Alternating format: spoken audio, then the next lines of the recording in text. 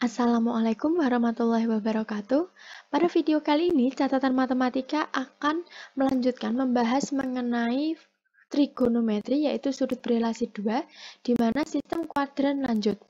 Pada video sebelumnya, kita sudah belajar tentang sistem kuadran sederhana, di mana ketika kita gunakan 180 derajat plus minus theta, ataupun 360 derajat plus minus theta, maka fungsi trigonometrinya tetap, yaitu sin tetap sin, dan seterusnya.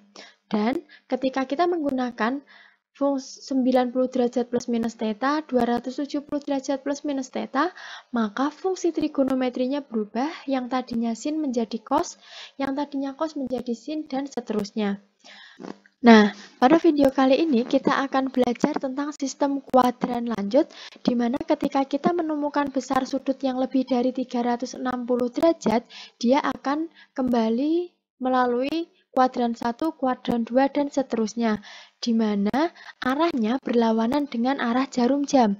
Jadi, kita akan menggunakan rumus N dikalikan 90 derajat ditambah theta, di mana apabila N-nya ganjil, maka fungsinya berubah. Dan apabila N-nya genap, maka fungsinya tetap.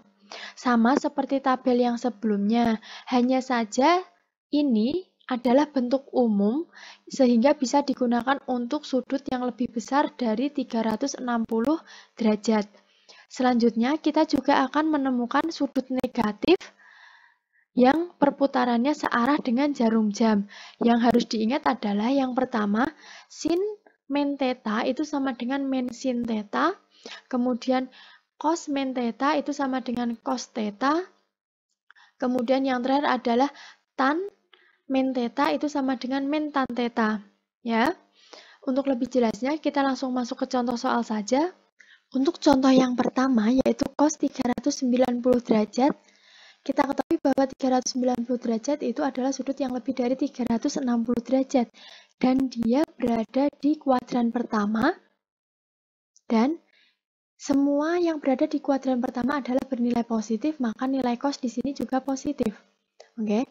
Kemudian, menggunakan rumus N dikalikan 90 derajat plus theta, kita peroleh adalah cos 4 dikali 90 derajat plus 30 derajat. Karena di sini 4 itu genap, maka fungsi trigonometrinya tetap. Sehingga diperoleh cos 30 derajat itu sama dengan setengah akar 3. Kemudian contoh yang kedua, tan 570 derajat itu adalah berada di kuadran ketiga, di mana pada kuadran ketiga nilai tan adalah positif. Maka kita peroleh tan itu sama tan 6 kali 90 derajat ditambah 30 derajat. Karena di sini 6 juga bernilai genap, maka fungsi trigonometrinya tetap, yaitu tan 30 derajat.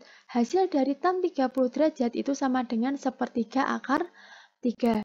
Kemudian, sin 840 derajat itu berada di kuadran kedua, di mana pada kuadran kedua nilai sin adalah positif. Sehingga sin sama dengan, maka sin 9 kali 90 derajat ditambah 30 derajat. Karena 9 di sini adalah ganjil, maka fungsi sin berubah menjadi cos. Maka sin 840 derajat itu sama dengan cos 30 derajat, yaitu setengah akar 3. Kemudian untuk contoh yang keempat, yaitu tan min 120 derajat, kita rubah menjadi min tan 120 derajat. Kita ketahui bahwa 120 derajat itu adalah berada di kuadran kedua, di mana hanya sin yang bernilai positif, selain itu negatif, maka tan bernilai negatif.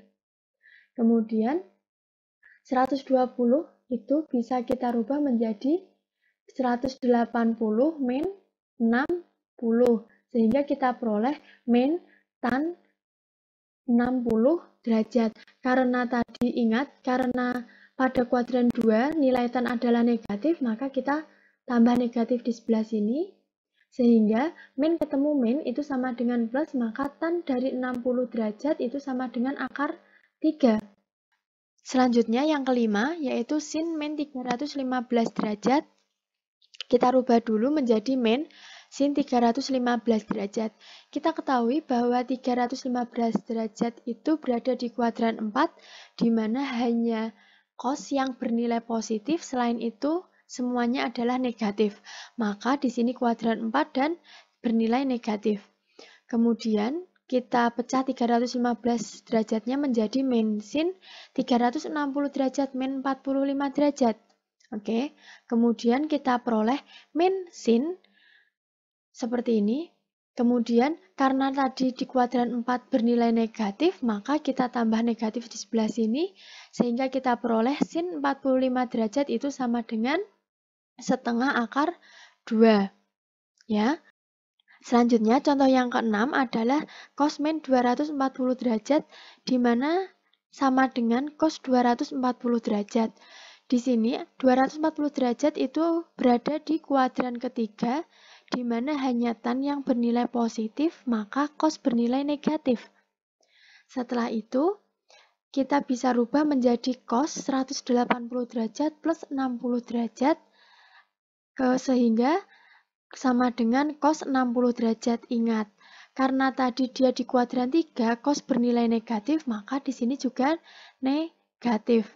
Maka min cos 60 derajat itu sama dengan min setengah. Selanjutnya, untuk contoh yang ketujuh yaitu nilai dari cos 1740 derajat dikalikan tan 1830 derajat adalah, kita ketahui bahwa cos 1740 derajat itu berada di kuadran keempat, di mana nilai cos adalah nilai positif. Oke, sedangkan tan 1830 derajat itu berada di kuadran 1, di mana semua fungsi trigonometri bernilai positif, maka di sini nilai tan juga positif. Kita menggunakan n kalikan 90 derajat plus theta tadi, kita peroleh cos 19 dikalikan 90 derajat plus 30 derajat dikalikan tan 20 kali 90 derajat plus 30 derajat. Ya, dimana ketika 19 dikalikan 90 derajat itu hasilnya adalah 1710 ditambah 30, maka hasilnya 1740, dan 20 dikali 90 itu adalah 1800 ditambah 30, maka 1830. Kemudian kita ketahui bahwa 19 itu adalah ganjil, maka fungsi cos nanti akan berubah menjadi sin, sedangkan di sini tan akan tetap karena 20 itu adalah genap. Sehingga kita peroleh sin 30 derajat dikalikan tan 30 derajat itu sama dengan setengah dikalikan sepertiga akar 3.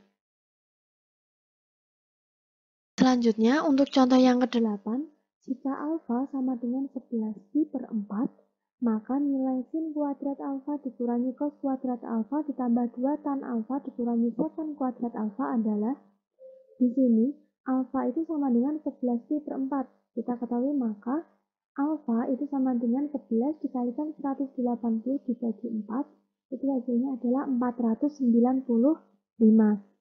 Kemudian 495 itu berada di kuadran 2, ya kan? Di mana di kuadran 2 itu adalah sin bernilai positif, cos bernilai negatif, tan bernilai negatif, dan secant bernilai negatif. Maka tinggal kita substitusikan kepersamaan ini sehingga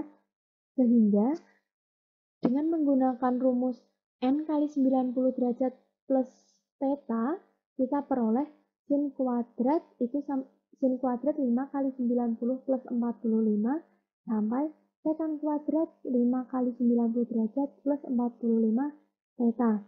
Kita peroleh seperti ini, kita ketahui bahwa n-nya itu adalah ganjil, maka semua fungsi ini akan berubah.